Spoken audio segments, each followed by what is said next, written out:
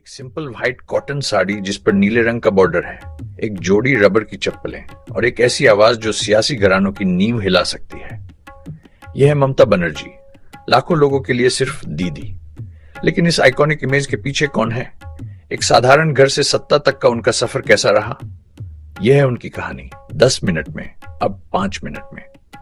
चलिए शुरू करते हैं। ममता बनर्जी का जन्म 5 जनवरी 1945 को कोलकाता के एक छोटे तंग घर में हुआ था। उनके पिता एक स्वतंत्रता सेनानी उनके बचपन में ही गुजर गए थे। उनकी मां को घर चलाने के लिए काफी संघर्ष करना पड़ा। गरीबी महज एक सोच नहीं थी, वो उनकी जिंदगी का हिस्सा थी।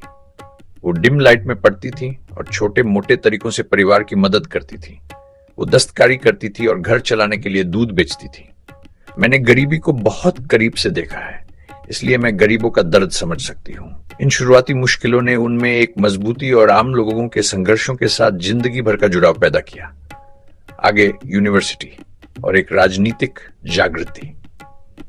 कलकत्ता यूनिवर्सिटी में उन्हें अपना मकसद मिला, बेबाक, टकराव भरा, निडर। वो कांग्रेस की छात्र शाखा में शामिल हुई और जल्दी ही अपना नाम बना लिया।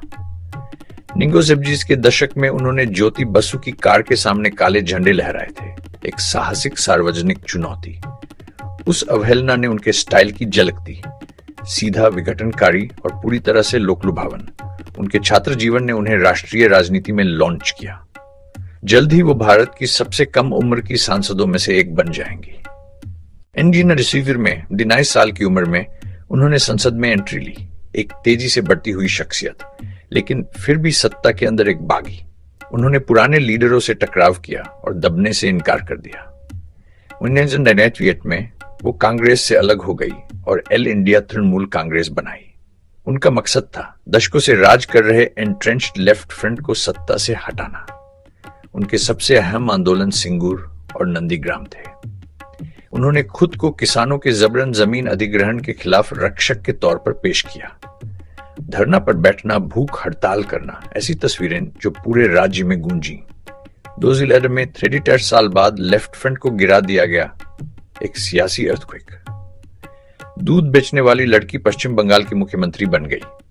उनके उदय ने बंगाली राजनीति को बदल दिया और उस राज्य पर शासन करने का रास्ता तय किया जिसे वो लंबे समय से बदलना चाहती थी। मुख्यमंत्री के तौर पर उन्होंने कई लोकप्रिय कल्याणकारी योजनाएं शुरू की। कन्याश्री, स्वास्थ्य साथी, एक व्यक्तित्व आधारित ब्रांड बनाया। उनकी सार्वजनिक छवि में लोकलुभावनवाद और व्यक्तिगत स्पर्श का मेल है। पेंटिंग, कविताएं, एक चलते फिरते नेता की छवि। फिर भी आलोचक उन पर तानाशाही रवैये का आरोप लगाते हैं, असहमति को दबाना और विरोधियों को डराना। विरोध की रक्षक पर कभी कभी इसे दबाने का आरोप भी लगा है। बढ़ती बीजेपी का सामना करते हुए उन्होंने खुद को बंगाल की क्षेत्रीय पहचान और सेक्युलरिज्म के रक्षक के तौर पर पेश किया। 2011 की उनकी जीत एक बड़े राष्ट्रीय अभियान के खिलाफ ने उनकी एंड्यूरिंग ताकत को साबित किया। आज वो एक विरोधाभास है।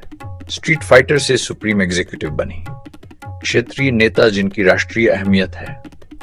कई लोग उनकी तारीफ करते हैं, कई विरोध, एक जटिल विरासत जो अभी बन रही है। उनके कार्यकाल ने पश्चिम बंगाल को बदल दिया। उनके तरीकों पर बहसें अभी भी जारी है। कोलकाता की गलियों से लेकर मुख्यमंत्री के ऑफिस तक उनका सफर सिर्फ इच्छा शक्ति का सबूत है। उन्होंने नियमों को पैसे या ताकत से नहीं, बल्कि सड़कों से ऐसे जुड़ाव से बदला जो उनके प्रतिद्वंद्वी मैच नहीं कर सके। उनकी कहानी अभी खत्म नहीं हुई है। उनसे प्यार करो या उनकी आलोचना करो, आप उन्हें नजरअंदाज नहीं कर सकते। आपके हिसाब से ममता बनर्जी की विरासत को सबसे ज्यादा क्या परिभाषित करता है? कमेंट्स में हमें बताएं। अगर आपको यह पसंद आया तो सब्सक्राइब करें और ज्यादा पॉलिटिकल प्रोफाइल्स के लिए बेल आइकन दबाएं। दीदी अभी भी एक नेचुरल फोर्स है, अथक, अजेय।